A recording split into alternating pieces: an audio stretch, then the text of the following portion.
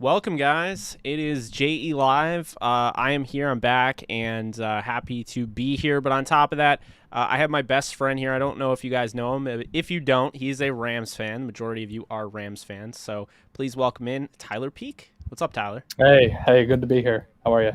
Good, man. Good, man. So, I mean, hey, we've been talking football for so long, you and I. I mean, it's been just incredible, honestly, how much knowledge you have, and just picking your brain, and you picking mine, and we just go back and forth. It started with the pick'ems and everything. But I mean, let's just talk about the season so far. I mean, I know we both have the game on the background and everything. But what are your biggest takeaways from the NFL season, and then we'll discuss your thoughts on the Rams overall. I think this season's honestly been full of surprises already. We're only in week 2, but we've got a 2-0 Raiders team. The Cardinals are 2-0. The NFC West is really on fire. I know Seattle lost week 2 there, but the whole division's playing well. And then some other teams that just look really, really terrible, honestly. I didn't expect much out of the Atlanta Falcons, but they look very bad, a lot worse than I anticipated. No defense. Yeah. But it's also been full of a lot of things that I think people underrated or didn't expect. Matt Stafford, for example. Matt Stafford looks incredible. And people, going into the year, they were kind of like, yeah, okay, is Stafford really that much better than Goff? And so far, I mean, he's looking pretty sharp.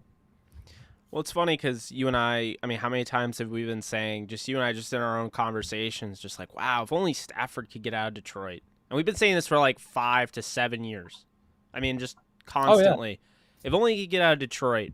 And just like for me, I've always been like, oh, if only he could go to the Rams. And, here he is with the Rams. So, welcome in Darius, Ashton, Darian, Substance. What's up, guys? How you all doing? We will be answering questions as well, but we're also going to have our conversation. We're pretty much airing just the usual football conversation you and I would have on any sort of day. So, big game this week, obviously, with the Rams and Buccaneers. I haven't gone in full detail with a huge, preview like, I put out those videos. But let's kind of just go over it. I mean, what are your expectations about this game? I mean, I've said, the moment this schedule was released, I felt like this was the game of the year. But, what are your thoughts? Yeah, I kind of had the same sentiment. I kind of expect this to be, one of the games that you circle on the calendar. I think we're in for a great game either way. I think these might be the 2 best teams in the NFC. The Bucs have definitely proven that from, defending Super Bowl champs and all that kind of stuff. And the Rams are kind of on the come up. They're kind of like they're still a little bit underrated, I feel like. Like them having Stafford, people haven't really hit on like how huge that is yet. No, I absolutely agree. And, looking at this game, it looks like, potentially Antonio Brown isn't going to play with COVID. Yep. He is on the COVID IR. Potentially Jason Pierre-Paul won't play. So huge opportunity for the rookie Joe Tryon. And then on top of that, opportunity for, the guys behind Antonio Brown. I mean, you look at Scotty Miller coming in huge last year for them. They drafted Jalen Darden. They drafted Tyler Johnson last year. Who do you think could step up in that case if, say, Antonio Brown 100% can't go? Well, I mean, those guys that you just named, I expect them to increase their production a little bit in the game. They still have Godwin. They still have Evans. So they're going to get their balls. Gronk, though, I feel like, honestly, obviously that's a very homer pick, I guess. Gronk's going to have a good game. But who, honestly, on the defense is really going to handle him for the Rams? Somebody is going to have to step up big time. This is a role I would expect somebody like John Johnson, might have been on this matchup a little bit, but he's no longer there. So somebody's really got to step in and prove them. Otherwise, Gronk might be looking at 8 or 9 catches in the next game. Yeah, that's my biggest concern there is Gronkowski, I think, could blow this game up. I mean, when you look at Jordan Fuller the last 2 weeks, I think a lot of people know how I feel about him. Obviously I like Jordan Fuller, but I don't feel like I've seen enough out of him through 2 games to feel comfortable that he's going to fully replace John Johnson. But one guy that's really stood out to me has been Taylor Rapp. And he stood out so much. I think he stood out for the coaching staff that Terrell Burgess hasn't even seen the field yet. I think he saw 1 snap this past week. But, I mean, what do you make of that? And, kind of looking at the 2019 draft, I mean, you and I kind of both wanted DK Metcalf, despite the fact maybe they didn't need a receiver. Does that kind of ease your, does that make you feel a little bit better with Taylor Rapp playing the way he is? Yeah, I'm actually I'm a big Taylor Rapp fan, as you know. I actually rocked his jersey last week, so I'm wearing a bone Taylor Rapp jersey. But yeah, at the time of the pick, I was kind of like, is that really a great pick? Did we get good value for that? But as time has kind of progressed, I do really like him. And I'd really like to see him step up into, a star, a Pro Bowl maybe kind of player. Yeah, he's an interesting one because he operates so well around the line of scrimmage and, all of that. But I think he started to finally get better in coverage. That was always a big issue with his. He didn't run super well, coming out of, you look at the combine, for instance, he didn't run super well at his pro day. That was a big concern there, but I think he plays a lot faster on film than, of course, he tested. Now, interesting thing here, Ashton has the Bucs winning 33-32. Rams losing on last-second 2-point conversion, trying to avoid overtime. Robert think it'll be Sony and Jake Funk holding it down on Sunday. That's a question. And then Ashton said, I'd put Ramsey on Gronk in red zone snaps. So let's kind of look at those three things. He has the Bucs winning 33-32. Do you have a score prediction? Oh, a score prediction. And it'll be, there's video evidence of it. So this time it's no longer just, man to man, Right. I can't backtrack. It's, there's evidence of it now. I don't know. I think you guys are onto the right idea. I think it's going to be a very close game. I don't like the Rams losing. Obviously they could, and there's no shame in losing to Tampa Bay, especially in a close game. But I think the Rams definitely have a shot at this game. I think it's going to be fairly high scoring. I think both defenses are more respectable than they're really given credit for. Everybody's, got this sky is falling mentality with the Rams defense, but, statistically they're on par or even slightly better than they were last year through week 2. So I'll go 28-26. I'll just throw something weird out there, some field goals, that kind of stuff. You sound like Chris Sims. Because everyone knocks him because he'll be like, yeah, I'll go 37-36. It's just like, how the hell is that going to happen? No, I'm just messing with you. Hey, I mean, I think it's going to be close, but I think it'll be a high-scoring game. When you look at the Bucs, they've been really susceptible to getting beat over the top with the the play action, and of course, the Rams. Knowing that, Cooper Kupp looks like. I mean, Peter Schrager said today, is Cooper Kupp the best receiver in the league right now? I mean, I know. Yeah, tell us what you feel about Cooper Kupp, man. Cooper Kupp the is MVP voting. You're like, where's Kupp? Yeah, I mean, I've heard a lot of people be like, "Oh, he's like Wes Welker," and I'm like, no. I really like Wes Welker. He was a very good receiver, very underrated slot guy. Cooper Kupp is on another level of Wes Welker. Like, he's Wes Welker on roids. I don't want to say that. I really hope he's not using PEDs. I doubt it. But I think he's faster than Welker, and his ability after the catch is just insane. Like, he doesn't look like a super big dude, but he is he's just so shifty. Like, it's like he's got like butter all over him or something. Like, nobody can get the guy. It's crazy. No, I mean, that's a good way to put it. And I mean, he needed to come through. I mean, let's be real here. We watched the game together. Robert Woods and Van Jefferson had uncharacteristic drops. He had the injury to Darrell Henderson. It was a really, like, he had to come through and be that star. Whereas Tyler Higbee really, he got involved early on and then wasn't really thrown to the rest of the game. This is Stafford. This is somebody we've watched. You and I watched him more than just Thanksgiving. We know what he can do. We know he doesn't care if it's Danny Amendola or Calvin Johnson. If you're open, you're getting the football. Even if you're not open, if he feels confident enough to get it to you, you're getting the football. So in this game, do you expect it to be more of the same, Cooper Kupp being, the beneficiary of, the targets, or is this going to be a very spread out game similar to last season with Jared Goff, where you had Robert Woods going for a big game and you had Kupp and you had Reynolds and everybody was getting involved, Van Jefferson had a touchdown. Do you see it being like more like that, or is it going to be the Kupp show? I think you're going to see a little bit of both, honestly. I think Kupp, probably still goes over 100 yards, honestly, I'd say. I don't think that's really going to be much of a question. But like you said, Tampa Bay on the back end is not super impressive. And last I knew, I think Carlton Davis is out now for them. Is he really? It's either him or Sean Murphy Bunting. It's one of them. Sean hurt. Murphy Bunting. Yeah, he got hurt in the beginning of the season. I do remember that. Yeah. I mean, it's a decent loss. I mean, they also don't have Whitehead, but you know, a guy that I like, watched him play, you know, with the Giants, Andrew Adams. I thought he played pretty well in the first game. I didn't see the second game that much. I haven't really had a chance to go back to it. I know that everyone was going to pick up Mike Edwards in IDP leagues, and I was sitting there like, well, you definitely didn't watch the game because Mike Edwards had a couple lucky pick sixes. I mean, albeit they're pick sixes, but I mean, we're talking about the ball got like swatted up in the air, just went into Edwards' hands, and then he just waltzed in the end zone. It's kind of funny the way that is. You can tell, like, obviously I'm not like knocking somebody for picking up a guy that just scored 50 points in IDP, but I'm also kind of, you know, it's funny because in a sense you're like, well, you can really tell when people actually watch these defensive players when they're picking this guy. Like, that guy got burned all game long, and he got a lucky interception at the end, and everyone's like, oh yeah, I'll pick that guy up. He got me 10 points last week. So it's just, it's funny. But, you know, just like looking at this game, you know, I think people have been ready for the Rams to be that 3-and-out defense, and I think we're very you kind of touched on a little bit earlier. We're very spoiled by the way Staley left the Rams.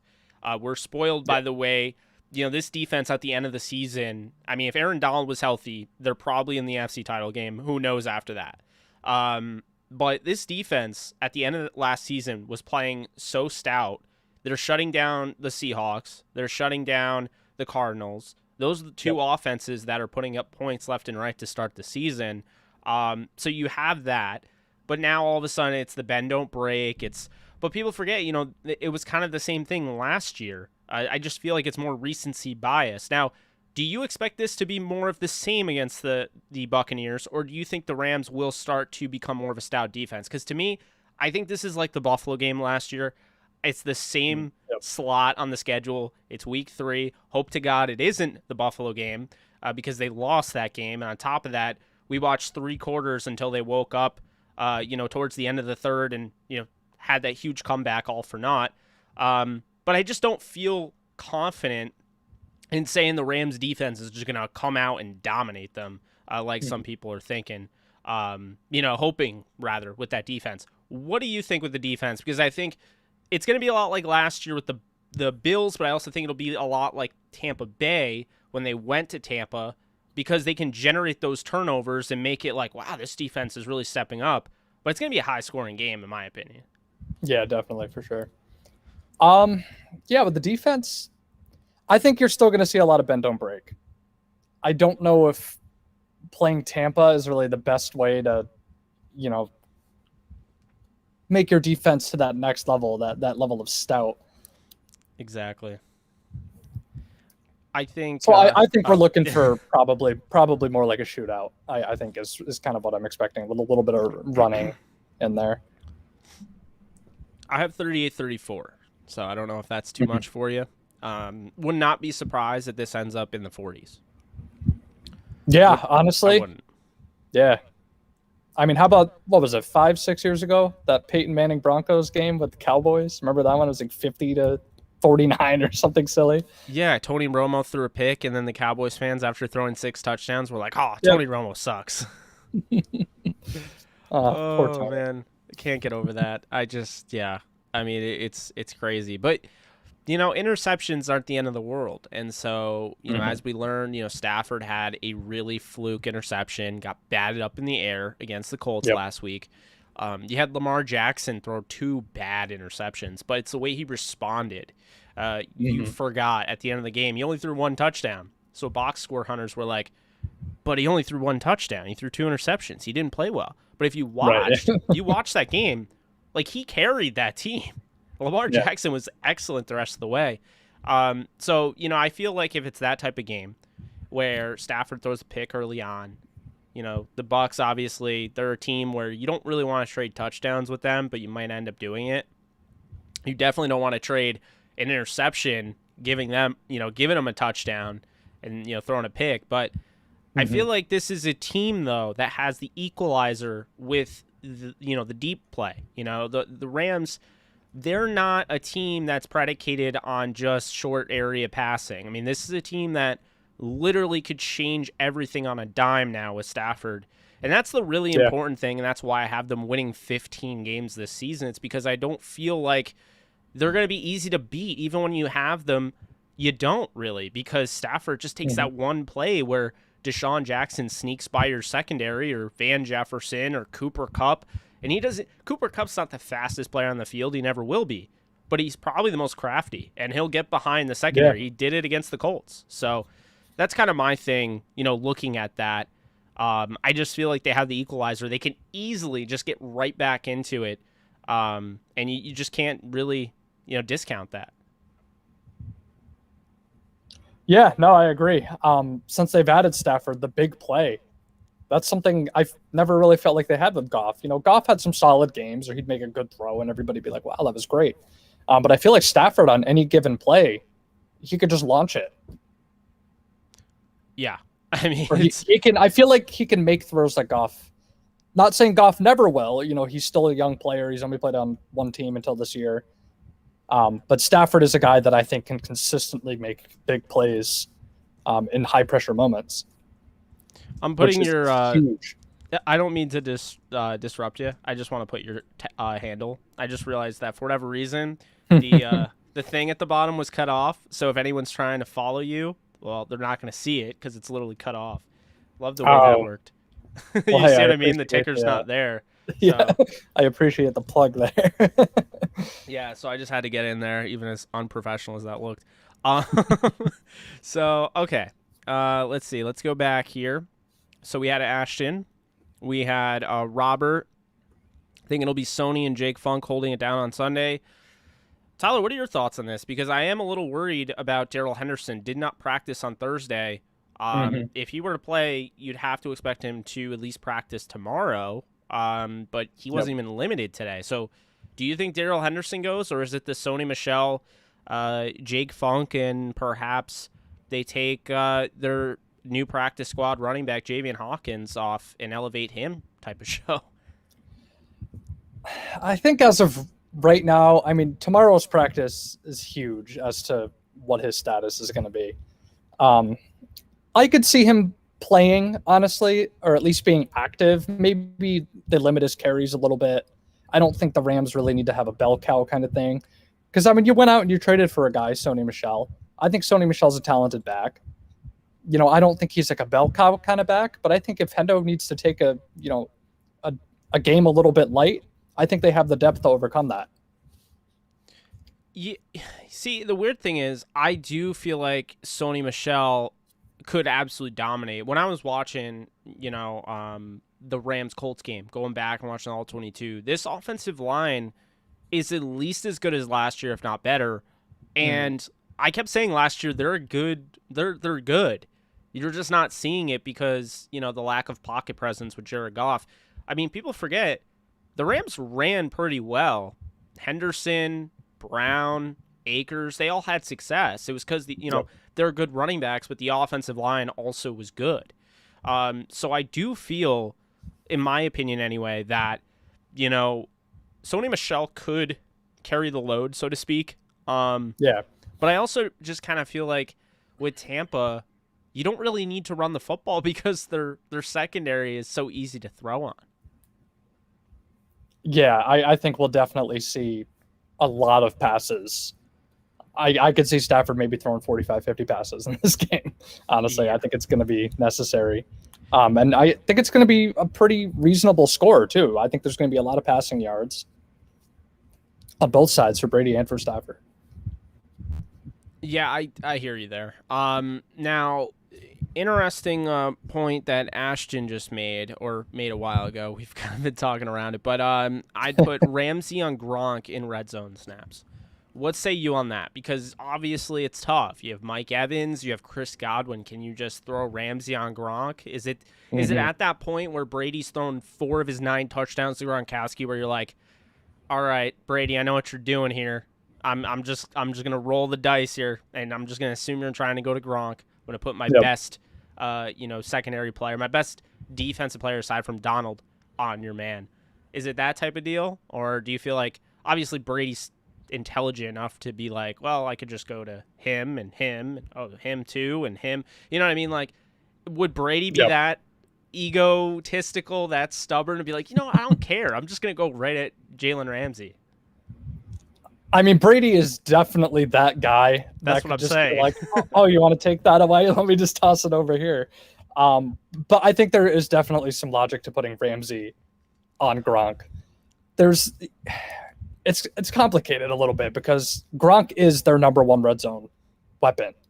So it's kind of like there is some logic. You put Ramsey on him, Gronk is out. He's not getting the ball. Unless he makes some crazy double move or something, but I think Ramsey can handle it. But at the same time, do you want to leave one of those outside guys? Do you trust him with David Long, Darius Williams? It's very, very tough. I think Raheem Morris is going to have to get creative. I do, because I think just putting Ramsey on Gronk every single red zone, I think that's going to be a little predictable. And I think Bruce Arians, and I can't name their offensive coordinator for some reason right now. Leftwich. Yes, you're right. It is Leftwich. I like him too. How did I forget him? But I think they're going to have to get creative, and they're going to have to, number one, put pressure on Brady. That's the biggest thing in Brady's career. You have to get to him. If you don't, you're done. No, you're right. I mean, and they're going to have to run some creative schemes as well, just to, make sure they're not making themselves 100%. Too vulnerable.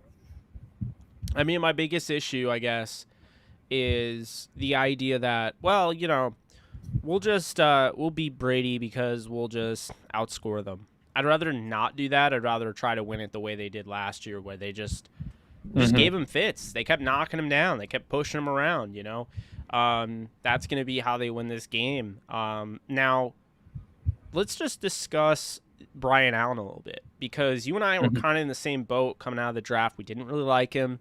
Guy that could just get pushed around, smaller, was slow, and all of a sudden, now it's 2021. He was drafted in 2018 in the 4th round.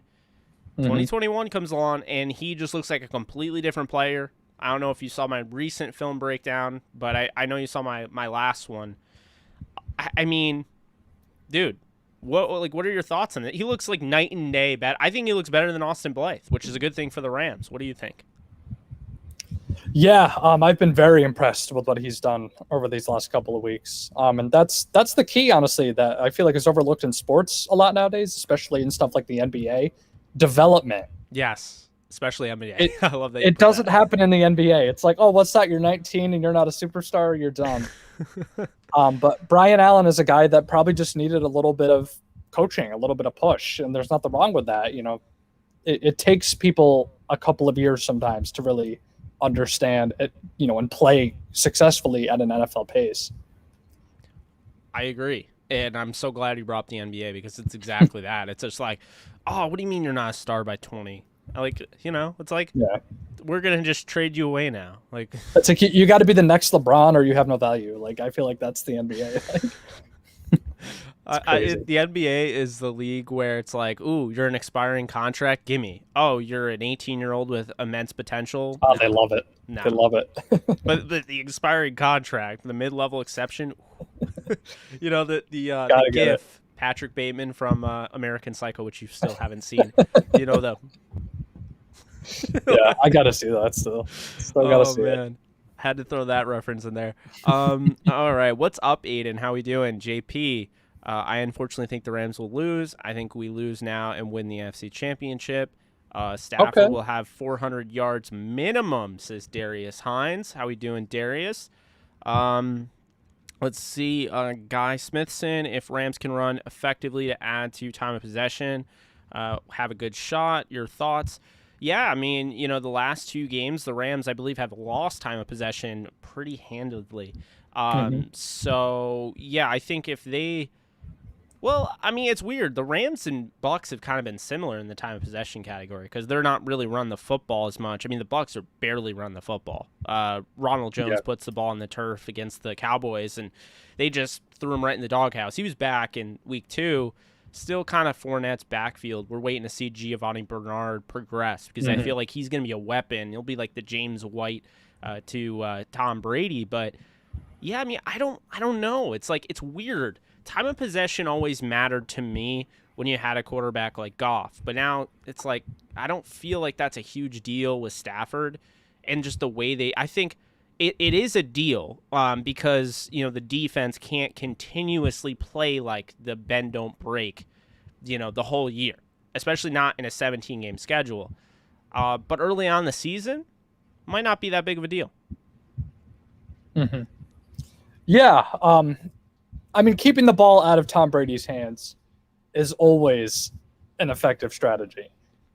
The Rams offense, you're right, in comparison to previous years with Goff, I feel like they have a big play.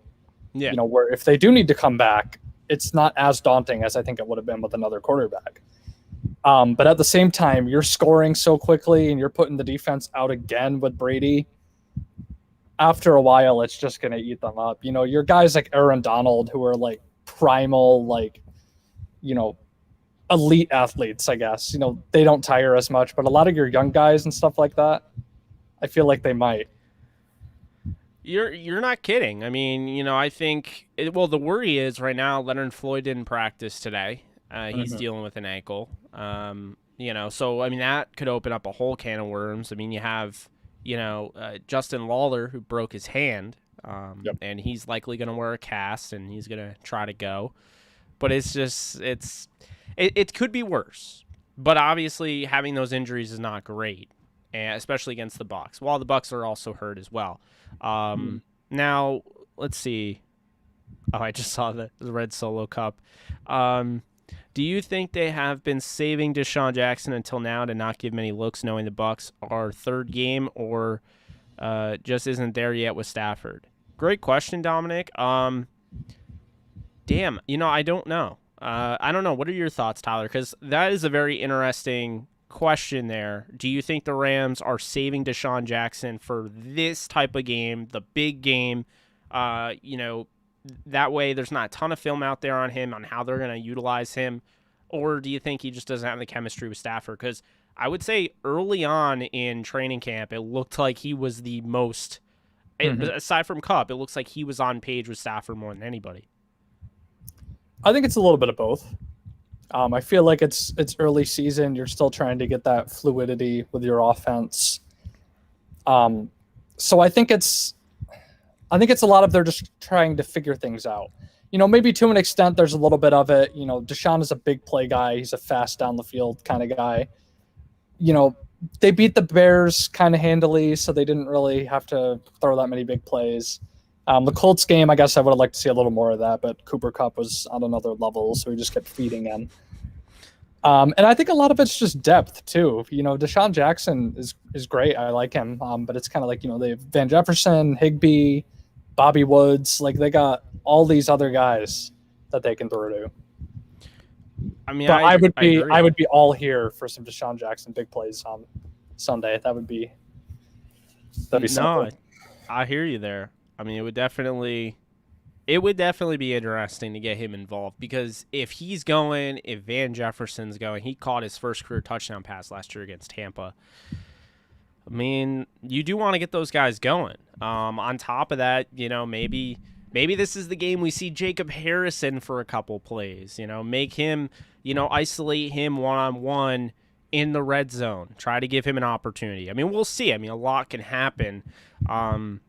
With that, let's see. Really, Jake, you want to score more points than the other, at least in my opinion. Yeah, that makes sense. Who said that? What was it? It was Booger McFarlane. I think so. Yeah. I think the team that scores more points than the other team, personally, I think they're going to win. That sounds like something they would say in like Madden or something. Like, no, I don't know. It'd be like, it's a wrist shot. It's like that type of the NHL 98 or whatever that we played with classic Brandon. game. Oh Classic my game. God. Yeah, everything's a wrist shot apparently. Allen looks really good. He does look really good. Plus, with B. Allen's stature, allows Stafford to see more of the field in front of Allen. That's very true. You don't want a 6'10" center. I always laugh when people are like, "Oh yeah, he's 6'6," and it's like, that's not good. I don't want my center to be that tall. I mean, Yeah, no. like if I have Kyler Murray as my quarterback, now I'm very limited to what kind of center I can have. I don't know, but do you think the media, et cetera, will make excuses for the Bucks for having injuries if we beat them? I mean, I think if it's a story, if it gets people talking, if it gets you upset, if it gets retweets, yes, that will always happen. Things will always happen like that. There will be people that will always have that type of stuff. You just kind of have to take it, I guess, with a grain of salt, so to speak. What was the thing I sent you today? Like, Keyshawn Johnson was like, yeah, they couldn't beat Patrick Mahomes. I'm like, bro, what? That's like the greatest regular season game of all time, and you don't even remember it? Like, it was. Oh I can't. God. That was an incredible game. Wow. Yeah, that was weird because you and I think we were supposed to see that game together, and you couldn't come over for some reason. Something like that, yeah. Yeah, that because I do remember that. That was but I was in the I remember I was in the kitchen. I was like upset. I was like, oh, here we go, and then all of a sudden they throw the touchdown to Gerald Everett. I'm like, oh my god! The game was incredible. It was must see TV. Yeah. It's like, what's the point of having pay-per-view if you like why am I paying $70 to watch Jake Paul beat the crap out of a guy that's 50 years old or whatever, used to be a boxer, and I'm paying for that, but I'm not paying to watch a 54-51 regular season game between the Rams and Chiefs at their best. That was just kind of defeats the whole point of pay-per-view. Am I right? Yeah, pretty much. Oh man. Yeah. What was I gonna say? So, yes, we have my guy Shot by Nolan, who cracks you up as much as he cracks me up. He's the one that came up with the Crayola, the crayon eaters. Ah, yes, the crayon eaters. Got the 64-pack ready. He said American Psycho references with the sunglasses emoji. See, he's a cultured person. See, Nolan, we got to get Tyler to watch American Psycho. Yeah, I'm gonna get cyberbullied into watching it now. Oh man. Well, I mean, what else can you do? One of the bands you listen to just came out with a song about American Psycho, has you constantly singing it. You might as well see it so you understand the references a little bit more. Yeah. I pretty much know the plot line from the song now because I listen to it every morning when I go to work. Picking up my coffee at Dunkin', listening to an American Psycho song. I know, right? I mean, at least it's not Walking on the Sunshine, I guess. That's from the actual movie. You would get looks. So, okay, Julio, last year we needed running game for passing game to work, but now with Stafford, it's different. You're absolutely right. And I think the reason for that is when you look at, say, Jared Goff, he was one of the best quarterbacks when everything was going well. He was one of the best play-action passers in all of football. And I think everyone just kind of pigeonholed Sean McVay as like, oh, he needs the play action. He needs that to work. But I mean, come on, let's be real here. Did he ever really need that to work? Did he? Did he really? Or was it, just Jared Goff? And I mean, honestly with you, and I'm not trying to hate on Goff, but I've always said, his success in 2017 and 18 was not perfect like some make it out to be. He was on the cusp of being very, very good. Yep. And we did see moments. The Vikings game in 2018, the fourth game of the season, Thursday Night Football, he's impeccable. And then you look, against the Chiefs, like we were talking about. Gurley got hurt in that game. He was amazing. But for the most part, Todd Gurley was the catalyst. He was the thing that, drove. He was the coaxium for all of you, Star Wars enthusiasts out there that really drove the Rams offense. He was that element. And it's like, yeah. I feel like that isn't, it was given a lot of credit then when Todd Gurley was good and everybody was like, oh yeah, well, Todd Gurley's on the Rams, got to give him props. But now since Todd Gurley isn't on the Rams anymore, it's always like, no, we want to forget about all of that. Todd's washed. Todd's trash. Don't you agree with me that, like, in a sense, Jared was on the cusp of something great, but he also got a little bit overrated at the same time? Yeah, that Super Bowl run definitely, I think, elevated his status a little more than it maybe should have. Yeah. And I remember we watched in 26. No, it must have been 2017. The Atlanta Falcons Rams playoff game. We watched it. We were at a bar, I think, or something. Yes. I remember got watching very that sick game. after that. Yes, you're right. I I forgot have about no that idea part. what happened. The Rams lost to the Falcons, and it actually made me have like the flu. It was so bad. I my. woke up the next day at like 8 p.m. The next day at 8 p.m. And my dad's like, "Oh yeah, sorry, Tyrod Taylor and the Bills lost." I'm like, "Wait, what? That game already happened?" He's like, "Yeah, it's 8 p.m., bro." Like, like just put me in a coma. Like the Rams lost, and I remember I woke up and, like Wow. Joe Curley was texting me like, "Hey, are we gonna do the podcast?" And I was just dead. Oh man. God. But no, in that game, I do remember us having a conversation about, Goff as he moving into, the upper echelon, top 10, top 15. And then from there, I think he had the Super Bowl run and then just didn't really look the same after that. And I think you've mentioned on your podcast and stuff like that, he got banged up pretty bad in that Chiefs game. Yeah. And I don't know how you feel now, but I know for a little while you felt like maybe that had some sort of, mental aspect on him or something. He was not the same after that game. And it's just like I don't know. I think it's a combination of a lot of things. I think it's that. I think it's the fact that, Vic Fangio, and we've talked about this. You and I were kind of ahead of the curve on Fangio a little bit. We thought he should be a head coach. What he was doing with Eddie Jackson was just phenomenal. I mean, he turned Eddie Jackson into a Defensive Player of the Year candidate. And now without him, But I feel like, with Fangio, he created this blueprint, and then pretty much all anyone had to do was copy it, and this is how you could stop Jared Goff. And, I just felt like I just saw Mark's comment said he gave him a dozen ulcers, Jared Goff did. But but you know what I'm saying though? I think, it was a combination of, it was a confidence issue with Goff. And it was also, a Fangio thing where his defense, reared its ugly head in this offense. And so Sean McVay's like, all right, we got to adapt or we're going to die. It's kind of like the thing we always talk about. I always bring this analogy up. It's, what do we always talk about? Blockbuster, right? Everyone's like, oh, like Blockbuster didn't want to get into like the mailing or anything like that. They didn't believe in Redbox or anything like that. I don't think Redbox came around yet. It was Netflix, the mail-in Netflix. Like people are too young now. There are people out there that use Netflix that are too young to remember. We used to actually have to mail in to get the discs. And so it was that thing where, it was like Blockbuster's like, no, we're traditional. You'll come to us. We're not going to come to you.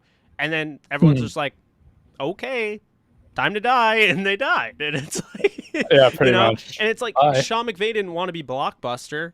He didn't want to be Hollywood Video. No. God, no. He wanted to be Netflix. He wanted to be Amazon Prime, Disney Plus, what have you. He wanted to adapt. And that's what he did. He adapted. He got Stafford. He went out and he saw the mobility factor pay dividends with John Wolford. See, having mobility can negate even having a bad offensive line. It's like a cheat code, as long as you know how to use it. And he's like, Jared Goff has poor pocket presence, and then he doesn't have that mobility that we need. So it's like, hate to break it to you, Jared, but I can't keep calling these plays where I have these incredible receivers, Cooper Kupp, Robert Woods. I have Tyler Higbee, who's arguably a top 10 tight end. I can't just keep calling these plays where you're just dumping it off 3 yards. We're not going to win football games that way. And no one's going to respect anything. They're not going to respect you.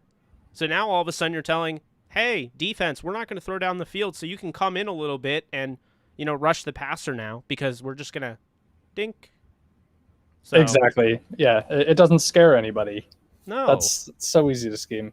Exactly. And, we've been talking about that for a while, but, you know my thoughts on that. I think everyone does. I'm not trying to beat a dead horse, but it further, puts the point along is that it's just having at the end of the day, having Matthew Stafford is just an exponentially, different type of deal as far as talent and production is concerned.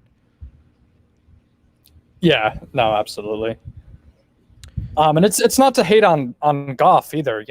I want him to be successful in Detroit. I actually like what they're building there in Detroit. Oh, same here. Yeah. Just, when I think of the Rams, obviously if they want to move forward with Sean McVay, I feel like he needs a real veteran to run his system. I feel like he's very crafty and it's very intricate. And I think you need somebody who's more established, like a Matt Stafford. Just a guy who's been around the game longer, has been in the NFL for a decade. It was the idea he didn't want a student anymore. He didn't want to be a teacher. He wanted a partner. When I heard that, I was like, oh, okay, that all makes sense. And I think, honestly, if Stafford wasn't available, I think Watson might be in LA right now. Yeah, there was a lot of speculation about that before the trigger on the Stafford play was pulled. Yeah. There was that. I don't really think Wentz was ever going to be an option, but I do think that mobility, it's his injuries. It's like I'd rather have Jared Goff, if he can stay healthy, than Carson Wentz and all of the magic that he can make, when a play breaks down, but then also risk losing him for the whole season, on one play. So the injuries are a legit concern with Wentz. Now let's see. Let's go over here. Okay. So expect the pundits who pick the Rams. Mark, hello, Jake and Tyler. Question: will we see Chris Garrett make his debut on Sunday? Tyler, I'm going to go with yes. What about you? He was taken off the COVID list. I could see that. Yes. I don't know how many snaps or whatever he'll get, but I think you could see him in the game. Nonsense. He's going to start the entire game. Right, yeah. They're going to bench Donald and put him out. Yeah, right. Hey there, D2 guy. We're just going to throw you in there right to the Wolves. First ever game in the NFL. You're starting next. No, he's going to take the place of Leonard Floyd. Congrats. You know who you're going up against the first time? Tristan Wirfs. Good luck. No, they're not going to do that. But, I think he'll get in. He's a situational pass rusher at this point. But I think he showed a lot of promise in the Cowboys joint practice, in the preseason. He can also drop into coverage and make plays, and he's athletic. So, it wasn't just him being better than everyone else, in D2. I think he is talented enough to make an impact in the NFL, but we will see. A guy that I liked a lot when they drafted him. You were actually in the building when that happened. You weren't on the set, but you were in the building. Yeah. I was in the background. You were looking at me and you're like, this is a 7th round pick. Why are you so excited? I was just like, I don't know, man. I love the idea of getting a D2 guy that has, high upside in the 7th round and not drafting Sam frickin' Sloman. Because it's why are you picking a kicker, much less the kicker that wasn't even the best kicker in college, in the 7th round? I'll never understand it. You got Johnny Heckert as the UDFA, but people will be like, yeah, but Greg Zuerlein. Yeah. Greg Zuerlein was a man, okay? What was it, West Missouri State or West Missouri Southern or whatever he went to? He was so good there. And it's like Sloman had a career 77%. I'm like, get him on the roster. yeah, okay. All right there. Okay, so we have, let's see. Peter Schrager mentioned they only use page 1 of the playbook. Dear God. Sounds about right. Mark, yo, Jake, 40-year LA Ram fan. You think we see D-Jack, Harris, Funk, Garrett, Brown? It's a lot. Okay, so D-Jacks, we do think, you and I both do think we will see him, want to see more of him. Harris will be on special teams. We'll see if we'll see him on offense. Funk, you'll probably see a little bit if Darrell Henderson can't go. But, they kind of told me all I need to know about, Jake Funk in this season. They like his upside. He's not there yet. When he was in the backfield, he was getting those snaps. He wasn't getting the carries. That was going to, Sony Michel. So I'm not feeling like Jake Funk is going to have a significant part of this offense. Chris Garrett, I think, will play. And Bobby Brown was a healthy scratch last week. No one got hurt on the defensive line, so I think he'll be a healthy scratch again. Yep. Shot by Nolan says, I only cyberbully Crayola enthusiasts, Tyler. Enthusiasts. Oh my god, cracks me up every time. He's I love him. Like, he knows how much I love him, I think. But if he doesn't, like, Nolan, I love you. You gotta check American Psycho out on your downtime. There we go. I He's do. right. I do. He's right. CMDR Carney, thank you so much for donating. I saw it earlier, but I didn't want to just interrupt mid thought. So do appreciate the donation as always. It is much appreciated. Supporting the film room, great content. Horns up. Thank you so much. I'll be doing the film room every week. I still got to do a defensive one this week. We'll see when we get to that. Been a busy one. 40 years of rooting Rams, chewing nails, celebrating a lot of it hope. Huge game win, and the media has to buy in. Yeah, I mean, we'll see. We'll see. I mean, I could definitely see him be like, yeah, well, the Rams won because Antonio Brown didn't play. And by the way, the Rams also didn't win because Antonio Brown didn't play. And then on top of that, you didn't have JPP. And yes, I know I'm starting to sound like Nick Wright, but that's literally the only type of person that would say something like that. Oh, man. He's got like that distinctive voice. I can't do it entirely that well, but I do impressions on here now. It's something I picked up within the last like month. Just making fun of like the talking heads. It's a lot of fun. I enjoy it. Yes. Oh man. So let's see here. We got that. Now I know Keyshawn's vaccination card says Moderna or Moderna with an A. Yeah. Honestly, wouldn't be shocked. Yeah. Oh my lord. Rams trade up to draft Arch Manning in 5 years to be Stafford's successor. What do you think about that? I mean, here's the thing. Generational talent already. Everything sounds great. Cooper Manning's kid. Since Cooper Manning did end up being as good as Eli or Peyton, have to suspect that maybe the karma hits and his son ends up carrying the torch. But I can't talk about a high school prospect taking over for Stafford. I'd feel way more comfortable with Bryce Young. I can't. We'll see with Arch Manning. It's going to be. We'll see when he gets to college. I'm really curious to see where he goes. Yeah, we need some college tape and stuff like that, I think, before you really. He's just too young to really decide.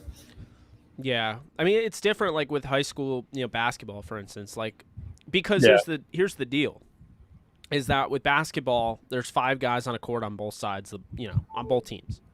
You're dealing with 11 on 11, and there's just so much more. Like, things change. Quarterbacks have to make, more reads. They have to go through their progressions way more than in high school.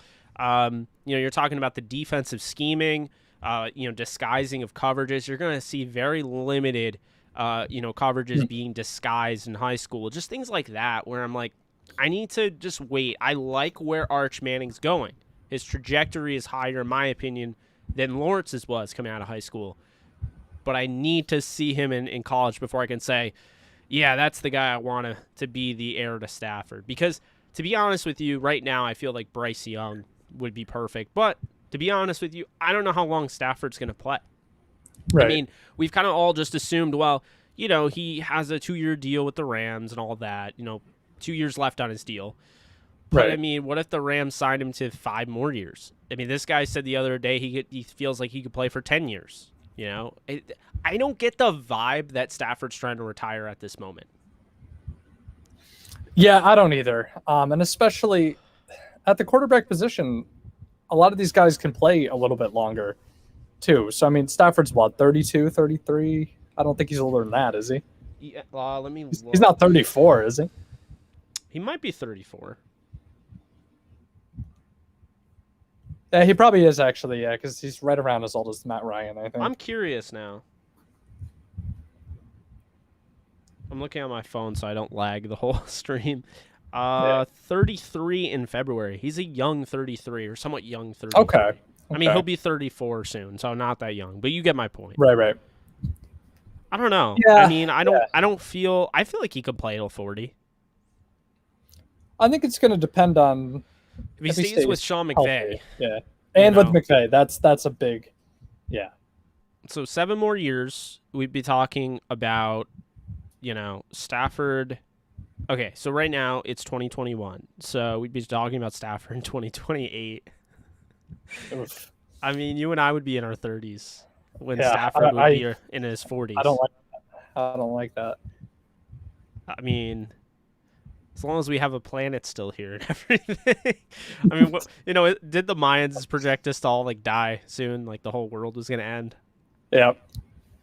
Like I don't know. It's like Maybe I feel they like it's just every mark. 2 years we just find or those what is it? The oh man, I can't even remember the name of those joke of a newspaper. What do you call them? Tabloids. It's just like, yeah, well, there's a crater heading towards Earth right now. I see news articles like that all the time. If you see news articles on Facebook, Oh yeah, it's so always funny. something outrageous like that. Well, and then there's like, oh, there's a dying star that's headed towards Earth in 200 years. I'm like, you know what? Good. I don't care. It's not going to impact me. I don't care. Like, Might fizzle out by the time it gets here anyway. yeah, also that too. It's funny how they're like, I don't know. How do you really predict that? I believe in science and all that kind of stuff, but like I feel like that's really, really, really, really hard to predict. I mean, project they're that not there's always gonna right be about the a weather. dying star coming to Earth in 200 years. Like, Yeah, push them right to your forehead. all right, Poindexter, whatever you say. I mean, ugh. It just cracks me up. I know I know Nolan is there like getting ready to write like Crayon Eater or something in the comments. I mean, it's ridiculous, but yeah, I figured I'd throw that out there. So, all right, let's go back here. We have Goff for zero cover defense. Yeah, he's could not do that. Yeah. I feel for Payne some of the horrible losses. I think Goff gave me the dozen ulcers comment was hilarious. Can Matty's staff pull it off versus the Bucks D? I think so. I don't think it'll be up to Stafford to win that game though. I think if the Rams lose that game, Brady has the ball at the end and the defense collapses. Yeah. If they play prevent down, when all they need is a field goal to win, I'm gonna lose my. I'm just gonna lose it. Oh God, yeah. It'll be the Super Bowl all over again. The 2000. Goff was rough, buddy. Come on. Like a freaking statue fumble. There we go.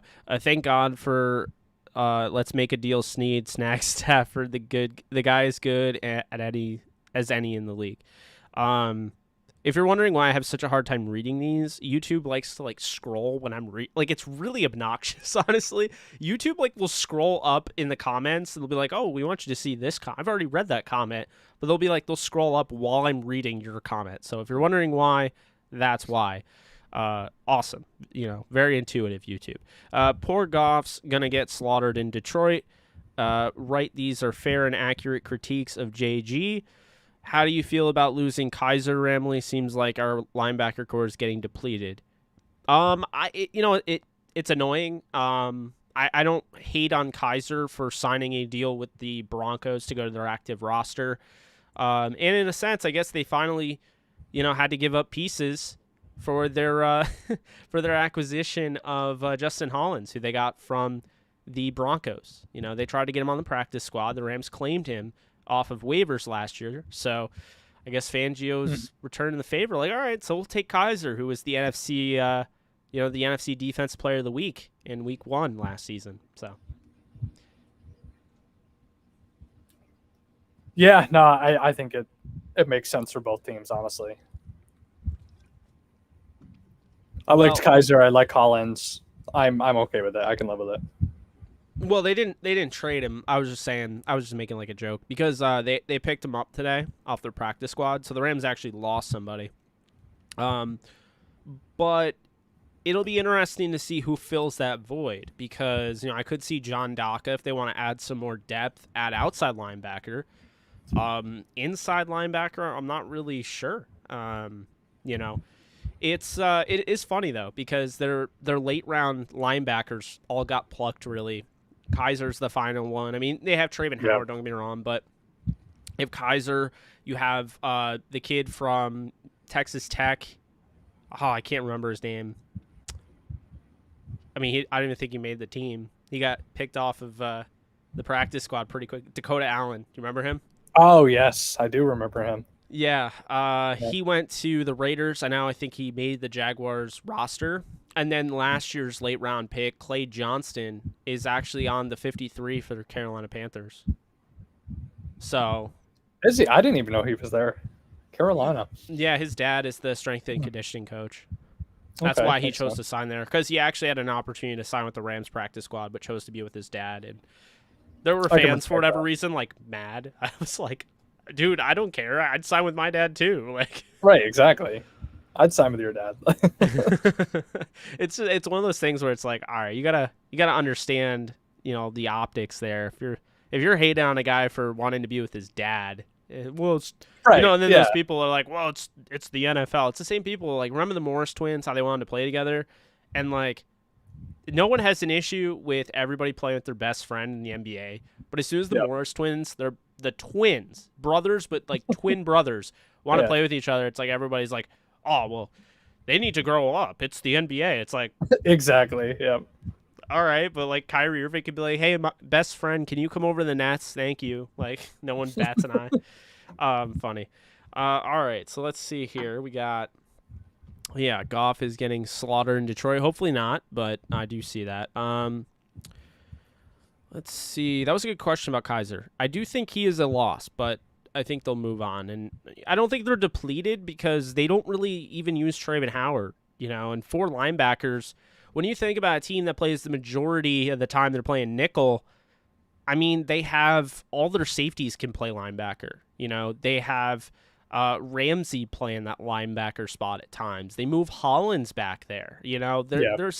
They're fine. They really are. It's a bummer to see Kaiser gone, but Kaiser signed to the practice squad, probably being pretty pissed they didn't make the 53. When he was elevated last week and, tape got out there about, his, him on special teams, I'm sure Broncos pro scout or whatever was like, hey, this guy's out there. We can go get him. And that's what happened there.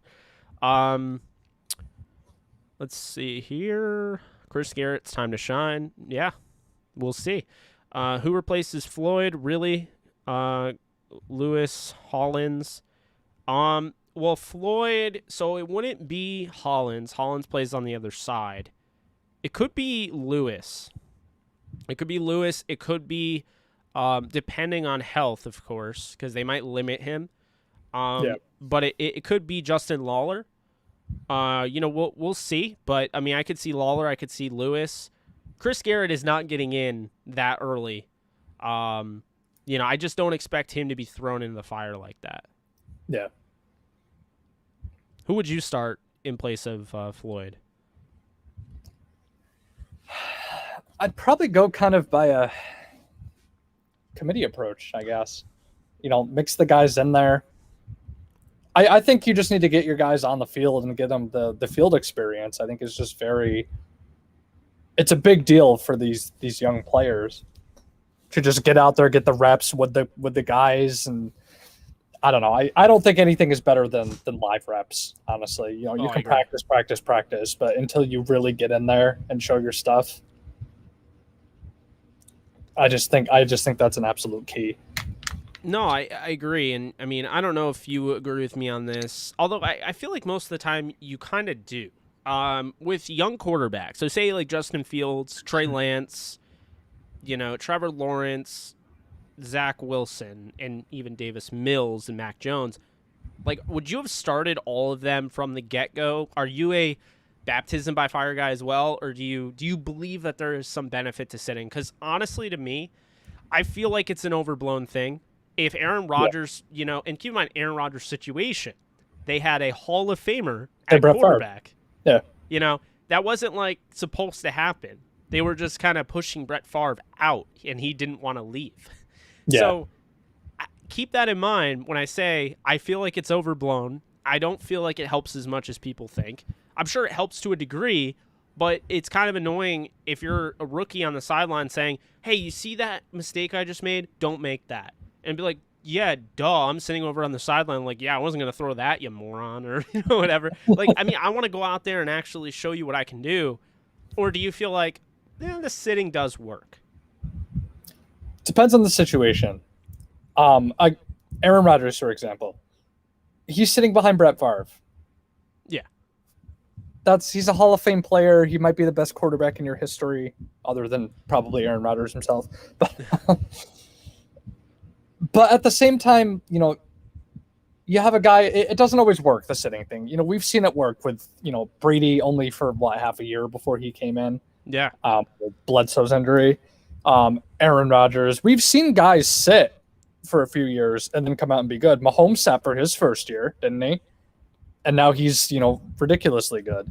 At the same time, we've seen guys like Brock Osweiler. He sat behind Peyton Manning, and he was the next big thing. Oh, he's Peyton Manning's backup. Brock Osweiler, he never really played that well. He might have had a spurt or a game here where you're like, oh, okay. I think he beat Tom Brady on the Broncos one year. I'm pretty sure they beat the Pats. Yeah. Or they came close, at least. So it works in some situations and sometimes it doesn't. And the same thing with you draft a guy in the 7th round. I don't really know if he needs to start. You take a guy like that, I feel like he's probably a flyer, and you're hoping maybe you develop him. No, I mean more of a younger, like not a younger, but like a higher pick, like I'd a say Justin maybe Fields third, kind of thing. Yeah, maybe even I'd cut it off at the 3rd round. I'd say probably 2nd round. Yeah, when you draft a guy in an early round, what's the point of having Andy Dalton for 4 games? What's the point of? I remember way back. I don't know where I'm going with that, but.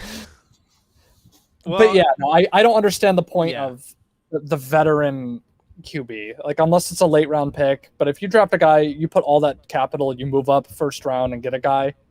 Why is he sitting?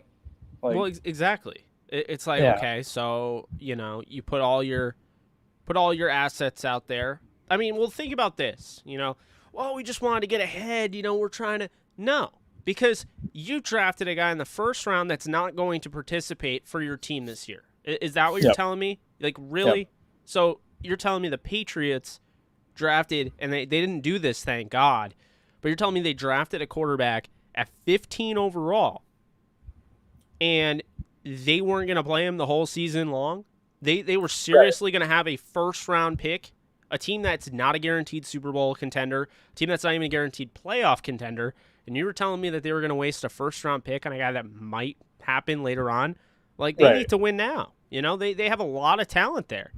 They signed a ton of guys. So, yeah, I'm a big baptism by fire type of dude. And to be honest with you, I think a lot of positions should be that case. I think a lot of these players are babied. And I understand they've had, unprecedented off seasons. We're talking about Trey Lance, who didn't even really play football last season. I mean, when you really look at it. So, I get that perspective of it, but for guys that are like at Ohio State and they're throwing 50 touchdowns and they look really confident, they're playing huge games, they're stepping up in the pocket, they're keeping their eyes downfield, they have accuracy, they have velocity, they have confidence, a leader of men.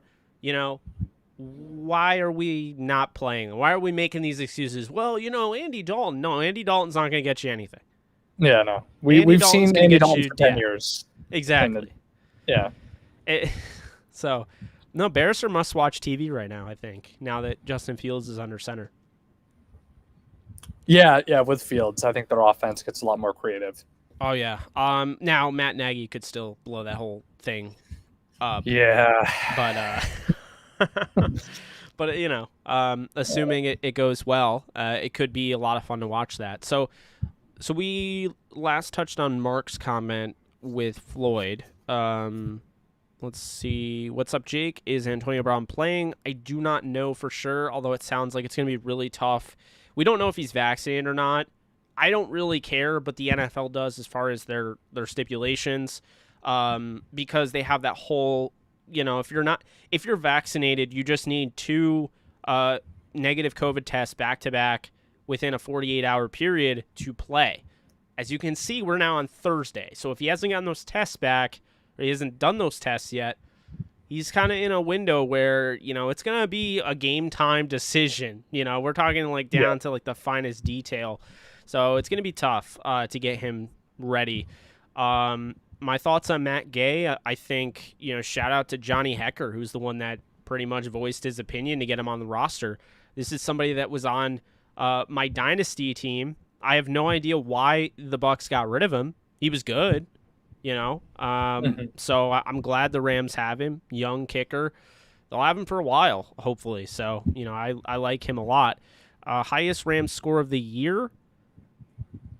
Man, I'm not gonna lie, Ashton. I think this team can score 48. I think they could match what the Bucks did last week. I'm not saying they'll do it this week, but I'm saying I could see them at some point scoring 48 or hitting 50 burger, even possibly. So, I mean, this team, as this year progresses, it's a new offense. Keep in mind, no matter how good Stafford is, no matter how good a lot of those guys are, still a new offense. So we will see. Very intrigued to see how good this offense can be, because I really do feel like it can break records. I really do.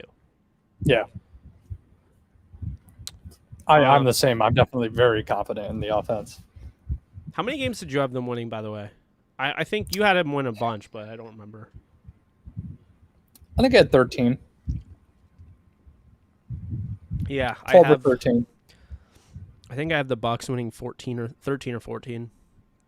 I have them being the 2 seed. The Packers being the 3, I believe. I don't know if you saw in the game that's on, but a little worried about J.C. Horn. Did you see that? I don't know if he suffered a knee. I think I missed that. I saw in the corner of my eye, and I was like, oh, no, that's not good. He's huge for them. He's been absolutely huge for them. I figured I'd throw that out there. What's up, Christian? How you doing? Stafford looks rejuvenated. Yeah. I watched the most of the Kelly Stafford podcast, and she was saying how, basically he seemed like he loved football again. He was having fun. It was kind of sad to hear that. It's good, right? Because we're Rams fans. It's great. But it's sad because I've loved Stafford for so long, and I kind of suspected this, and I just kind of felt like it became more of a job for him. Going out there every year and saying your goal is to win a Super Bowl, but just this team is just not going to do it for you. This organization isn't helping you out. Has to be a rough go. So I was just like, man, that just, it's one of those things, like, it's cool, but it's also bittersweet because you feel like, damn, like, he could have retired. If this kept going and he was still with the Lions, he could have retired. Yeah. Honestly. I mean, it's an extremely dangerous sport, and you're the quarterback. You're going to get crunched if you don't have an offensive line, and there's no reason to continue trotting out there if you don't love the game. So that was actually that was bittersweet. It's good to know that he's happy, he's enjoying it. We did find out Ian Rappaport came out and basically said he steered his way to the Rams. So, he turned down an opportunity. He'd be playing right now. Turned down an opportunity to play for the Panthers. Yep. Bridgewater would be in Detroit right now. I don't know how I feel about that. Yeah, no, that would be something. To be fair, Bridgewater's playing. He's playing really good football, and I think he's being overshadowed by another guy in the AFC West, Derek Carr, who's just a monster right now. Up. Yeah. Who's the guy you've always been pretty high on? You always liked him. Yeah, definitely. Well, he's one of those guys, you look at the Niners. I kept saying, man, the Niners got Derek Carr. I remember thinking about that. The Giants, I always felt like he should play for the Giants. Just had a feeling about it. Yeah, Daniel Jones doesn't look half bad. Surprisingly. Yeah, no, I just feel bad he's on the Giants. Yeah. Well, I mean, him and Sterling Shepard have developed a nice rapport. You're going to get Saquon going. I still have them win the division at 10-7. Saquon just has to get going this week. This is a huge opportunity against your dad's team, so they should they should just absolutely destroy them, throttle them, whatever. Tough defense to go up against. Matt Ryan can't, be protected. No one can protect Matt Ryan. Yeah. I mean, it's bad. It's like, do you know how Gollum in Lord of the Rings is like my precious with the ring, but like he always somehow drops the ring or loses the ring? Yeah, that's like the Falcons. Like, we really value, Matt Ryan and everything, and we really are worried about his health. But then they're like, Yeah, we don't care. Like, do you want to block Matt Ryan? Nah, I don't think we will. Nah, we don't need We're linemen. going on strike. How about that? Like, it's so bad. And you saw, like, the thing that sucks is Matt Ryan ends up with 3 interceptions and all these people saying, oh, he's trash, he sucks, all this, yada, yada, yada. You know, he has 3 interceptions, but before those, you know, and keep in mind, the interceptions we were talking about earlier with Mike Edwards, just like, okay. Like, he basically could have fair caught the ball. It got tipped up like a million feet in the air. Like, you know, that type of deal. And it's like, it sucks because I don't feel like Ryan is playing that bad. I think it's just they can't protect him, and we're seeing it. And it's really upsetting. So I'm going to say this right now. I said it on multiple podcasts this week.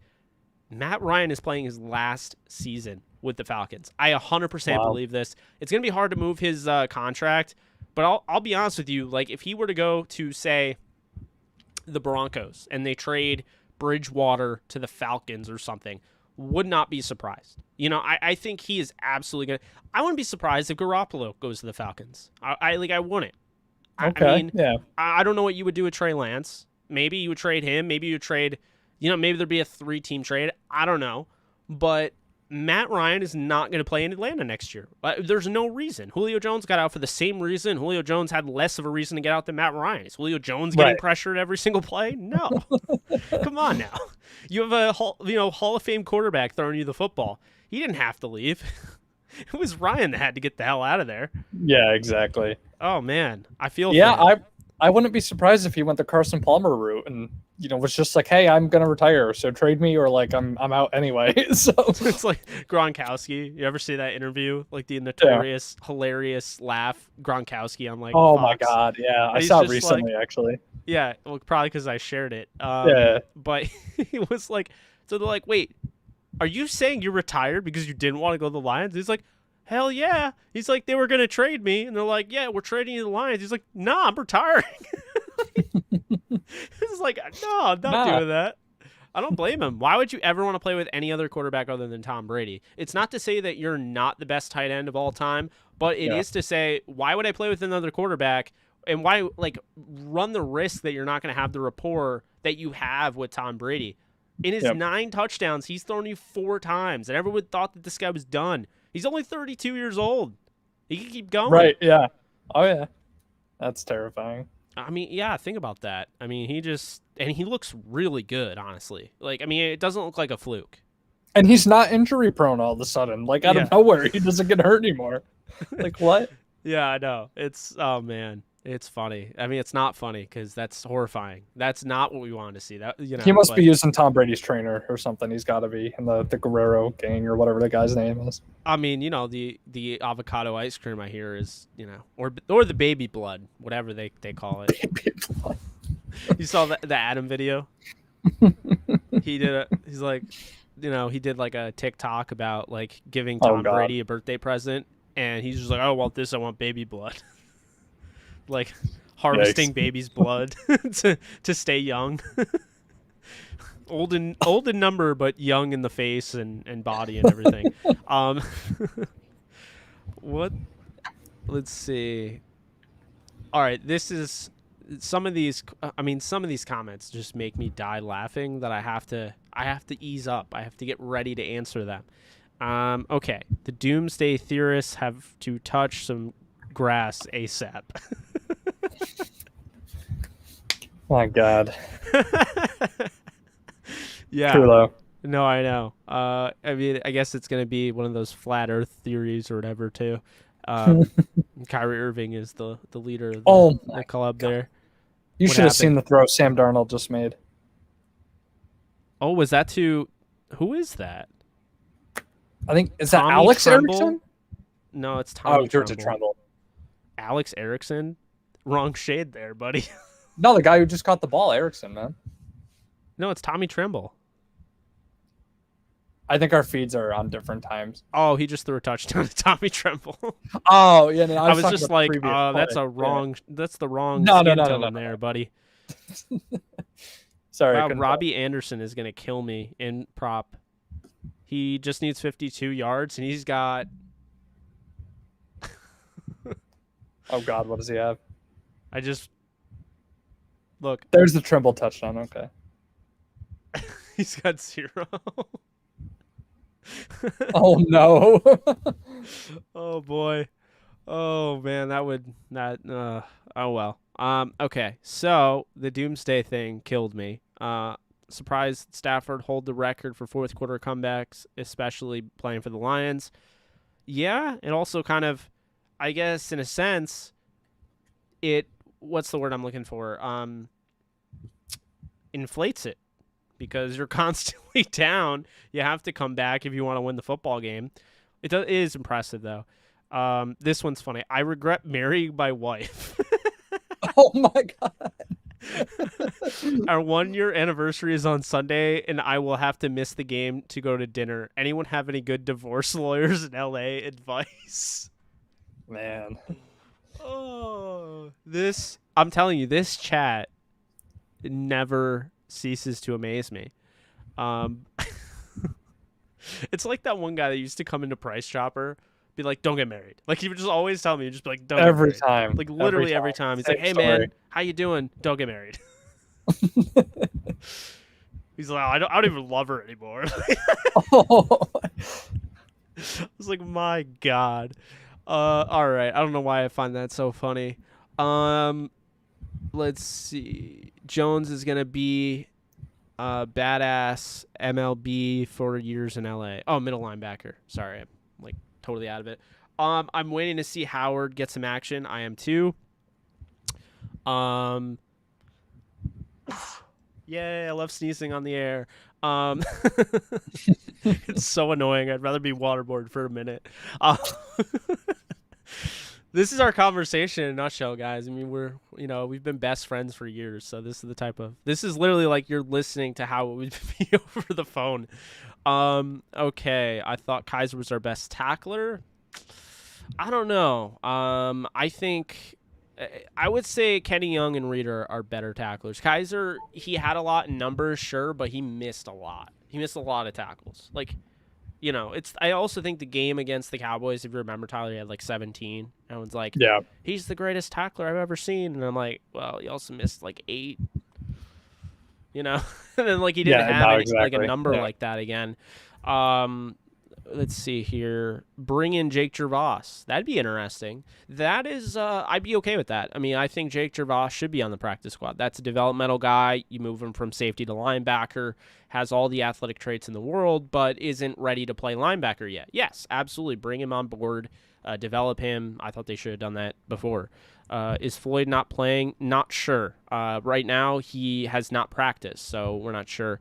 Let's see. Up to go to the damn anniversary dinner. Give me break 1 year. You screw that up, you'll need more than the attorney. Bring iPhone. Check out game on smoke breaks. Let's see. Floyd will play. That's the hope. Man, it's just not the same as watching at home with a cold beer, but I'm going to make it work somehow. Thank you, brother. Sean McVay seems to be playing several positions by committee, keeping opponents off balance. Yes. Why is Tutu in the doghouse? Jake, do you still have the Rams going 15-2? Yes, I have the Rams going 15-2 still. Why is Tutu in the doghouse? I don't know if he's in the doghouse, so to speak. I just think there really hasn't been opportunities to use him.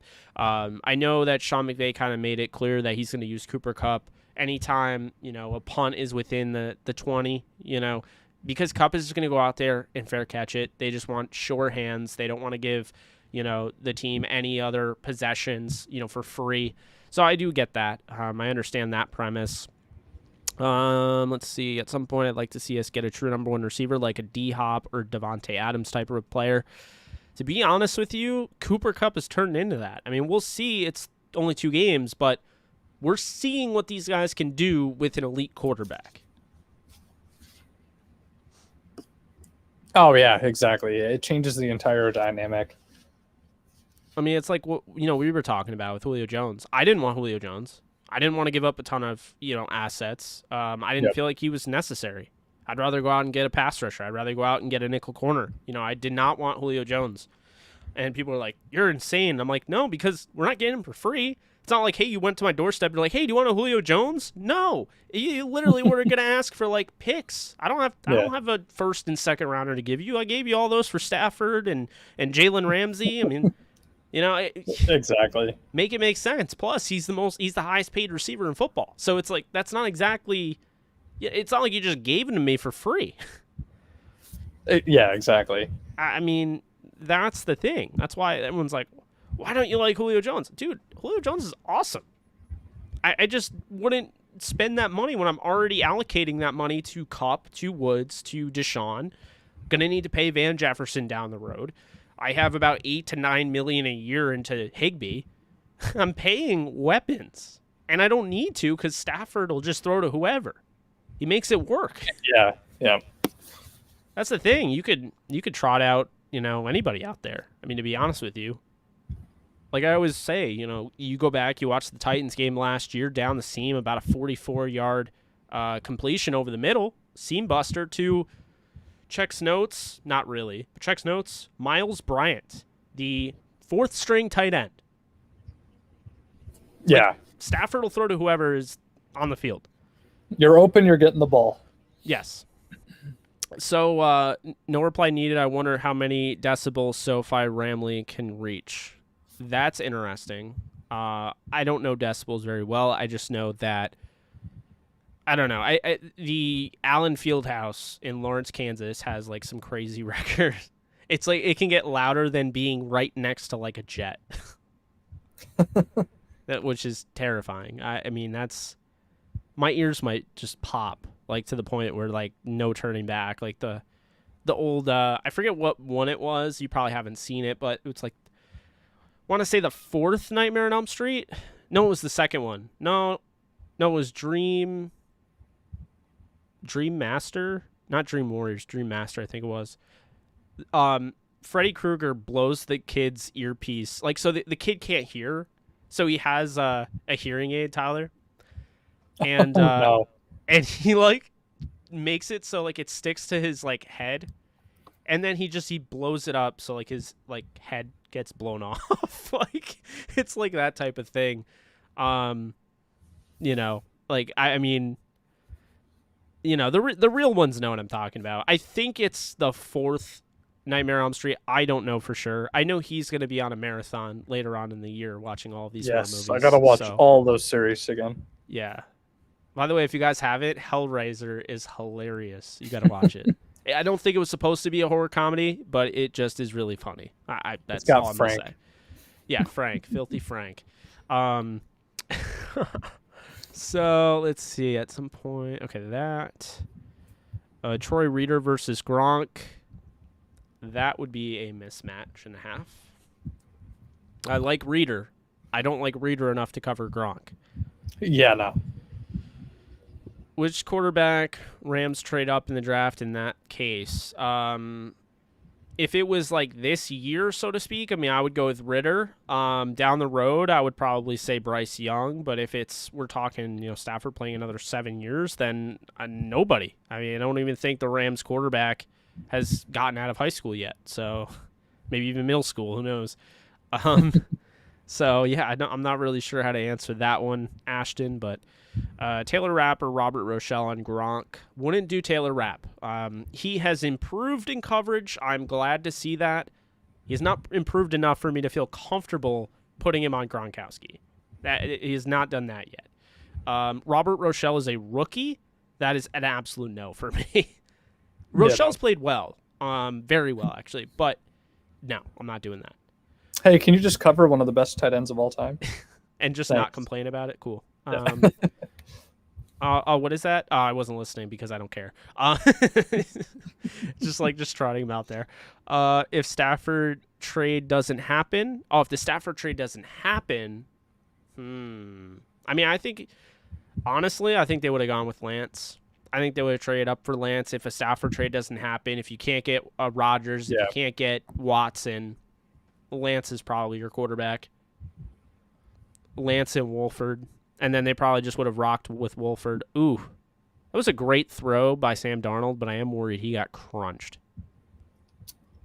This game is closer than I expected, by the way. Yeah, the Texans have actually been kind of hanging in there the last couple of games. And they won week 1. They're doing better than I expected. It's a roster with guys that they're veterans that went there to get their film out there. They know they can get starting reps. It's a bunch of, I said this the other day, this is the analogy I used. It's a bunch of Christian Kirksey's and Brandon Cooks. Brandon Cooks is their premier guy, and then you have Christian Kirksey pretty much all over the field, right? You have just average to above average players, but you don't have superstars everywhere.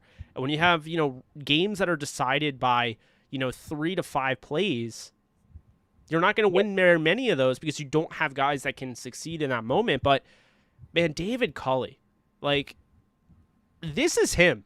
This is him. He has gotten them ready to play. He's gotten them motivated. I mean, this is the guy that they just kind of, everyone looked at as a placeholder because they didn't want to make it obvious that they were just going to have Josh McCown be the head coach. But how do you fire David Culley if they continue playing this tough? There's just a feeling in the air that they're way more, I think they'll look better than they did last year on defense. The secondary is still susceptible to getting beat, right? They gave up a bunch of yards to DJ Moore, but I mean, this team plays tough. They gave Cleveland a run, they beat the crap out of Jacksonville. I mean, Tyrod Taylor, I hate that, man. I hate that Tyrod Taylor got hurt. Oh, it's such a bummer. Ooh, that's going to be PI. But what was I going to say here? Oh, we're going to look at these comments. We'll wrap it up shortly. I know, you go to bed a little earlier than I do, as in you don't stay up until 4 a.m. Let's see. Yeah, you got crazy hours. Can't keep up. Just a little bit.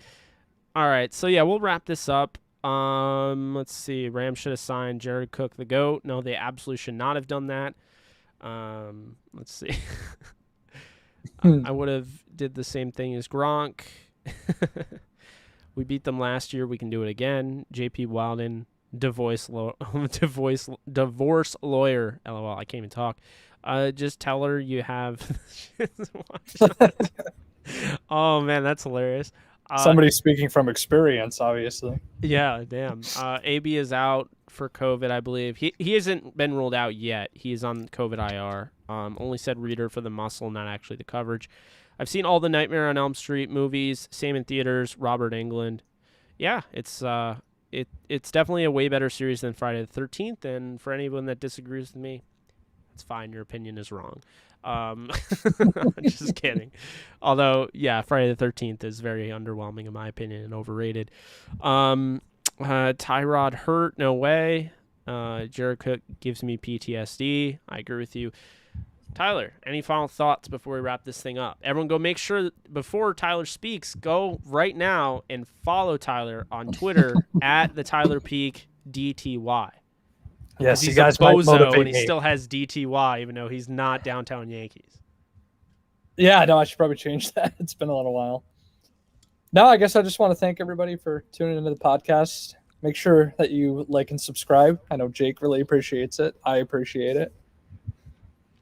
Don't eat crayons. That's really the best advice I can give you. Oh man, I can't believe we have to tell people that, but the crayon eating has been out of control lately. We're we're gonna need to Nolan. You have him cracking up in the club. All right, well that's gonna do it. Hope you guys have a great rest of your night. Hope everyone hits their prop bets or whatever you did on this game. And I will be back soon. So you heard Tyler, people. These comments are powered by crayons. Oh man. So yeah, go follow him. Tyler, you let me know after how many followers you got. Hopefully you got 1 billion. I mean, I don't even have 1 billion, but maybe you'll just show up and you're the most followed person ever to exist on Twitter. But guys, appreciate you, and we'll see y'all later.